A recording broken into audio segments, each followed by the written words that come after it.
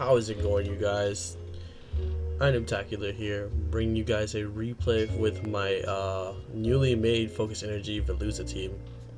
This is just a work in progress team, so this video is more of a proof of concept. Additionally, I do want to show you guys how things go on in my head when I'm starting to make teams and stuff like that. This is the first thing that you guys are going to get to see of me as of the introduction of Series 2, and I figured, hey, I want to mess around with Veluza. I wanted to do some. I've never played a team that has Pokemon that, like, you know, spam critical hits, and I figured it'd be fun to try that out this one time here. So said, so done, and that's pretty much what happened.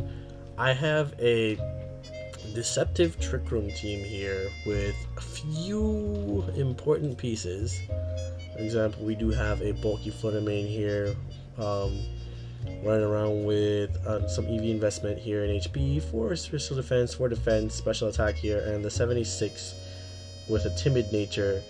The EVs are set up in such a way that you outspeed a mouse hold. You don't have to worry about that doing anything. You could always just go wail on that with your one of your moves here, and you still maintain just enough special attack to where if you do get photosynthesis boosted from like a Torkoal or something to that effect, you don't have to worry. That's going to boost your special attack and you'll be in a golden position. Focus Sash, because, you know, Flutter Mane is still very fast.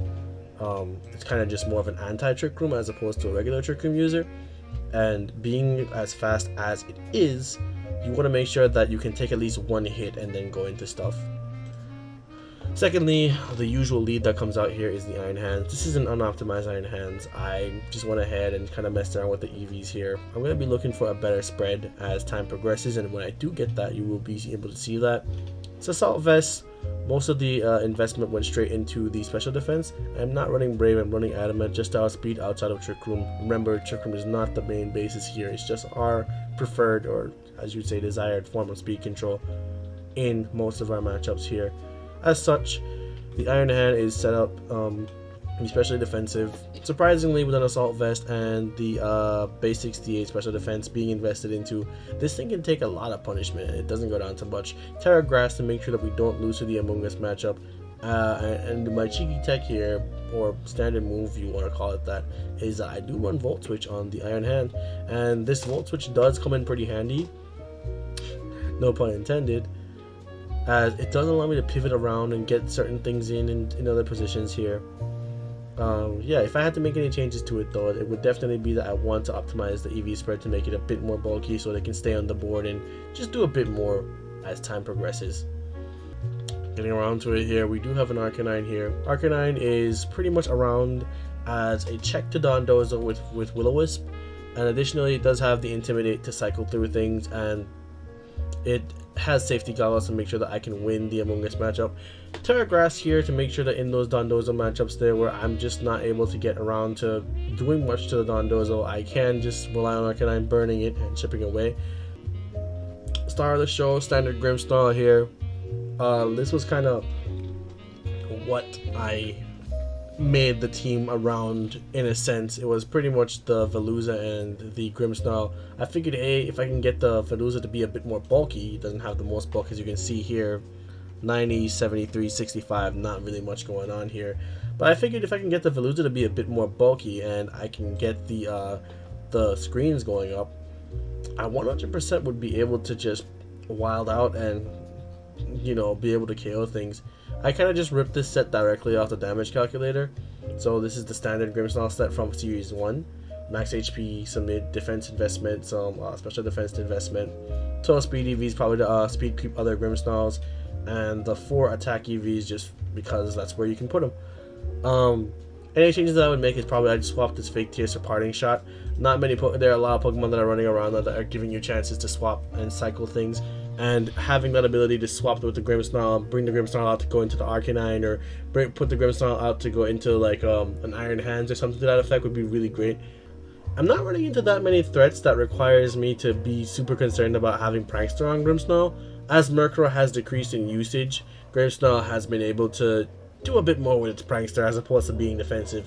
But in this situation, I do think that this is very optimal, and it does allow me to give some offensive variance to the remainder of the team, in this case here with the Among Us and stuff like that, should I need something that can hit that hard. Additionally, I may consider switching Arcanine over to Special with Heat Wave, but I'm not entirely sure if that's going to be the play or the wave yet. We'll see as time progresses how the meta plays out, and if it makes sense and that's what I can do with the fake tiers, that's where we'll go. Finally, we have Among Us here. This is a Corvette Cloak Among Us, pretty standard build for the meta game as it stands right now. Pollen Puff, Spore, Clear Smog, Rage Powder, no Giga Drain, although normally I'd want to run that in one of my move slots here. I swapped it out because I do believe that if I can position myself well enough to get some screens up, and I can get the Among Us plus the Veluza out on the board, which is why I'm probably going to switch over to the Parting Shot just to make things a bit more bulky.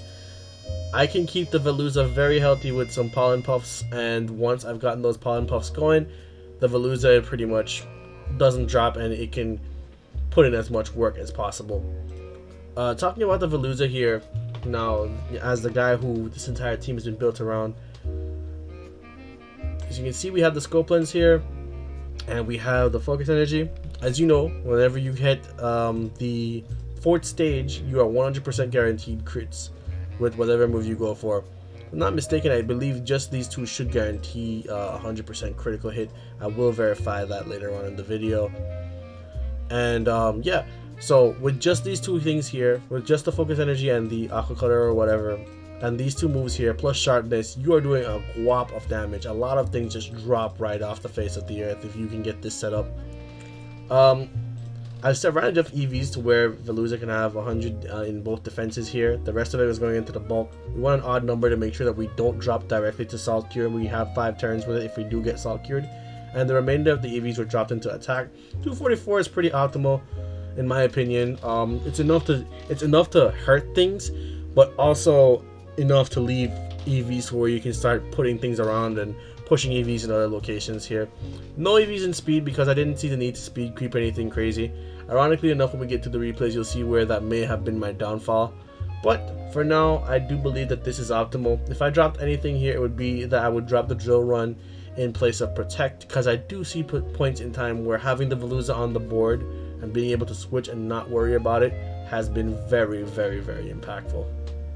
Okay, with that being said, let's go ahead and hop right into the replays.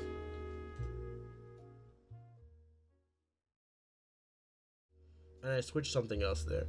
As you can see, our boy Veluza is here, looking all pretty, running around on his team. Let's go ahead and click this replay button here. As we do see the Volcarona Murkrow lead, and I go into my Flutter Mane and my Iron Hands. I fake him out. I know that he can't KO my Flutter Mane if he can't get 2 hits in, so I go ahead and I go straight for the Trick Room. Do gotta be a bit careful here while I go into my Veluza. He goes Grass immediately. I Wild Charge to take out the Murkrow. I didn't see the Volcarona being much of a threat here. I can pretty much just wall it out with Iron Hands, and as long as I keep that healthy, I should have been fine. And I know that I underspeed everything that's on his team, so I was pretty much okay with everything going on. I Drain Punch here. And I go for the Aqua Cutter on the Crocodile. Unfortunately, he did go for the Protect in that slot. Doesn't kill my Iron Hands. We are AV after all. And I'll go ahead and take out the Volcarona with the Drain Punch here. Aqua Cutter into Crocodile, totally fine.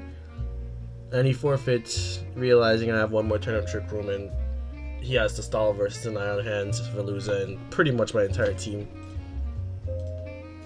Okay, let's go into another game here. We do see our boy Veluza again, and unfortunately I believe that this guy did just go ahead and forfeit.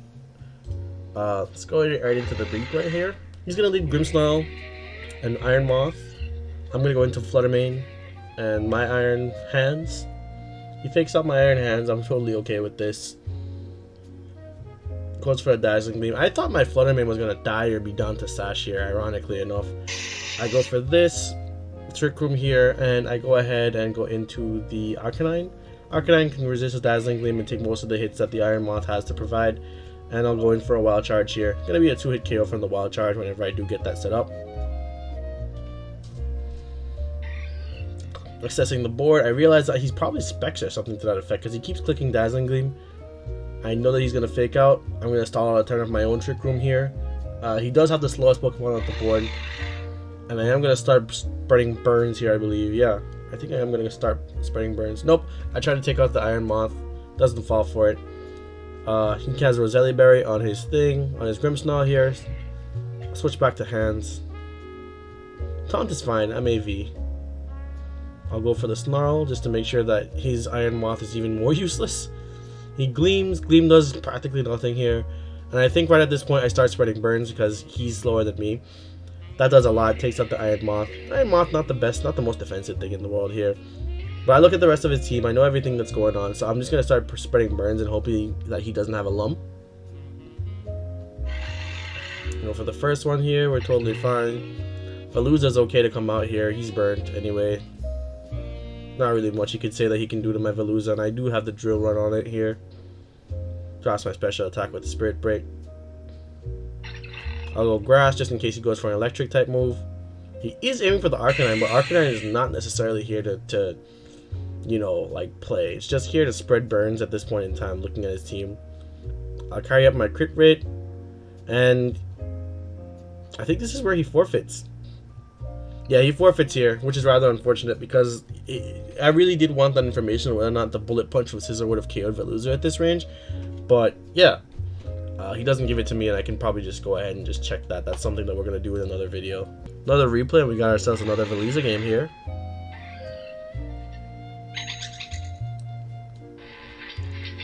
We're going to see our first Indeedee Armor Rouge lead. Goes for the Follow Me. I believe I went straight ahead for the read here, and I went for the Moonblast. Wasn't worried about the Trick Room. Didn't care what he had to do. Knew he had Expanding Force. So you can see Bulky Fluttermane just not too concerned about that. Knew he was going to do something like that. And anyway, I'll turn off his Trick Room. And I know that he's going to go for the Follow Me here and try to set his Trick Room back up. So I just went ahead and got rid of the problem here. I can't attack anything else, so I'll just go ahead and just KO you now. Fortunately, that does cost me my Fluttermane, but he does have an Armor Rouge that's in a bad position. Goes for his Dozo here. Clicks Protect. I'm in a pretty good position, so I go for the Focus Energy. I don't think that he has anything that can hit me. Yeah, goes for that. And he brings out his Tatsugiri. I was chilling. I was big chilling on this because I already have the crit set up. Went for the Fake Tears. He has normal defense now. I did air Aqua Cutter that slot there, hoping that he wouldn't switch, but if I did read that, he would have been in a way worse position than he is now. Goes for this Aqua Cutter here. I go for the Stego Cut. As you can see, it immediately crits. It's exactly the point of the set here. Goes for Grass. I go for my Grass as well here. As I go for my Psycho Cut, again, we do win this 1v1 here, and I'll clear Smog to take him down to 1. And with the stat drops, I am faster than him now.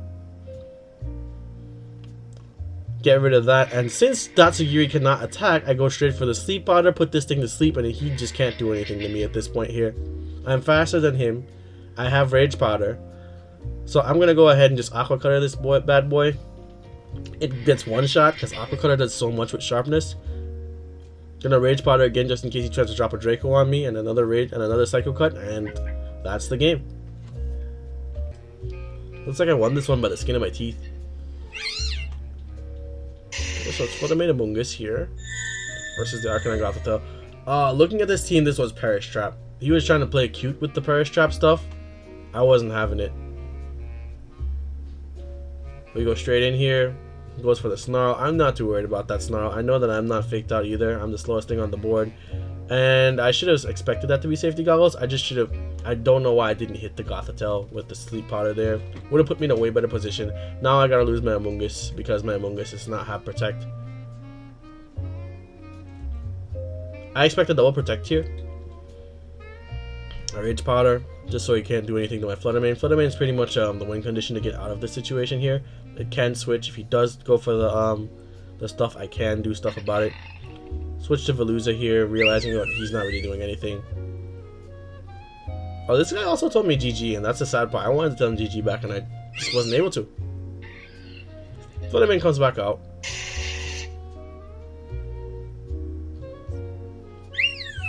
Goes Water here. Shadow Ball that.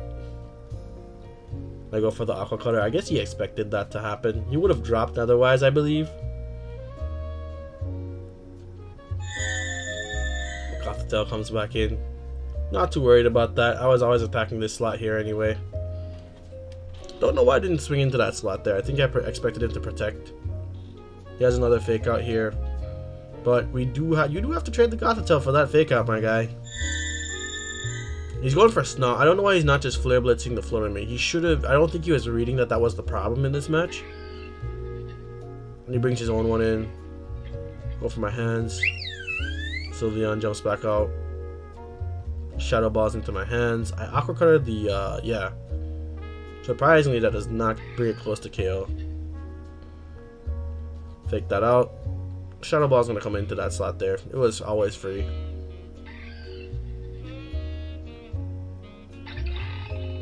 And again, I think I do need to just drop one of those moves for, Wait, did you drop 3 Pokemon here?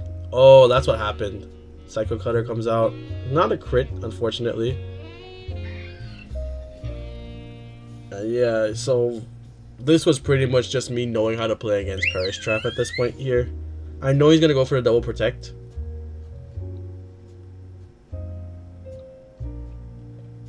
So I just boosted my stuff, and yeah.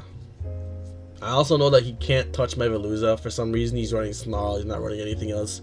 Quick attacks my Veluza. He's gonna Snarl as well. No, he flare blitzes. Gets the KO here. That KOs him, and then I Drain Punch here. And that was the game. Bro told me GG there. I wasn't on a registered account, unfortunately. So yeah, if I do see you again, Chastop. Yeah, if I do see you again, Chastop, GG's to you, man. It was great playing against you. Honestly, just keep at it with that team. You'll be fine. Gonna be the last one that I'm gonna check out here. Yeah, looks like we got another forfeit here. Okay, so this guy was needing Lucario plus Salamence. I brought Among Us plus Fluttermane. That's the cool thing about this team. There's a lot of lead options that you can go with. And there's a lot of utility on the team, so you can always be up to something with it. Rage Fit, he goes for the Medium Mash, I Rage Powder, go for the Trick Room here, realize that my Fluttermane's in kind of a bad position. But I can always just Rage Powder up again. And I do have Among Us who's slower than everything else, so I just go for the Spore. And he has nothing to take this Moonblast. I'll switch to Grimmsnarl here. He gets the Lucky Wake Up if I'm not mistaken. He goes for Wide Guard. There's no reason for that. I clear Smug, take out the Pelipper. He's the slowest thing on the board. He doesn't wake up yet. Mence is back out. And Mence has dropped my attack again. He protects here. I expect that. I think. So I set up a Reflect. Go for the Spore. And yeah, that was just probably the best play because he has the speed control at the moment. I'll switch to Veluza here. It's pretty safe. E-speeds. I think I am gonna lose my Veluza this game, but this was like one of the few games where I was like, ah, yeah, if I lose it, it's fine. It did its job. Salamence one turn wakes up here, gets the Protect off for a lucky guy. Rage Powder to make sure that he can't do anything else. Crunch, unfortunately, does not do much. Aqua Cutter in the rain. So much damage, so little time. Rain stops here. Do get to freeze. He does get the freeze dry off. I was just predicting that to be the case. I did not see the Hurricane coming. Did not see the crit of the Hurricane coming either. Who predicts those sort of things? Goes back into Grimmsnarl here and Fluttermane. I do get the Light Screen up, I believe. I do expect him to protect because he's been protecting a lot with that Mence. Freeze Dries my Fluttermane, bounces off, and I go in for that. He goes for the Protect here. Read the Protect. Go for the Mence because he was pretty much in a variant situation here. Spirit Break. He can't beat both my Mons in one turn here with behind the Light Screen. That was game.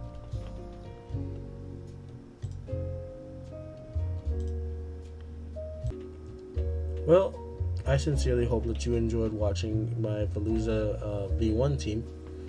I'll be back another time within this week to update the team and explain to you guys what I've changed and bring you guys with some more replays. There are some losses that happened with that team. I believe that I'm like, I don't know, 10-4, 10-6 with it at the moment. Maybe a better record than that. But I am saving those losses for a separate video. just a loss reflection video so that we can go over, what's going on, how am I losing, and other things that we can do to really secure the bag with the Veluza team. For now, though, I think that that's enough content for you guys. Something for you guys to digest. Another reason for you guys to sit down and think about how you're building your teams and stuff like that. And it's also probably a reason for you to not give up on that, Pokemon that everyone's saying is pretty shitty. It's been iNoobtacular here, and it's been an experience. Hope you guys are new improved.